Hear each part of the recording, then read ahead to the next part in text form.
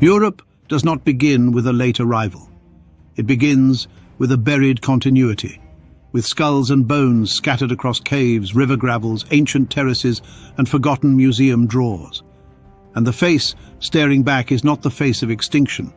It is the face of a truth that powerful institutions spent generations making difficult to say.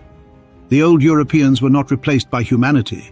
They were part of humanity, and in some real biological sense they are still here. The deeper you research these skulls, the harder it becomes to accept the neat museum story in which Europe was merely a stage, a cold, empty theatre waiting for the real human drama to arrive from somewhere else. That is precisely why they matter.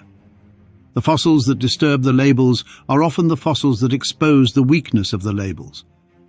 The Neanderthal skull refuses to behave like a monster. The face is powerful, the brow ridge is immense, the nose is broad and projecting, and the rear of the skull has the long Neanderthal contour that earlier scholars used to mark distance from modern humans. But the brain case is large, the skeleton is human in every practical sense, and the archaeological site itself belongs to a world of care, burial, repeated occupation, tool-making, and Ice Age survival. This was not a creature stumbling at the edge of intelligence. This was a population adapted to Europe over vast time. The mistake was to confuse adaptation with inferiority.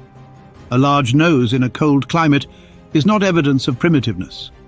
A projecting face is not evidence of bestiality. A long skull is not evidence of exclusion from the human story. Laferassi's anatomy tells us that Neanderthals were different, but it does not tell us that they were outside us. The genome has already settled that part. They entered the ancestry of later humans, and the skull now has to be read with that fact in mind. You have probably never heard these European skulls spoken of with reverence, even though they are central to the question of who Europeans were before history began.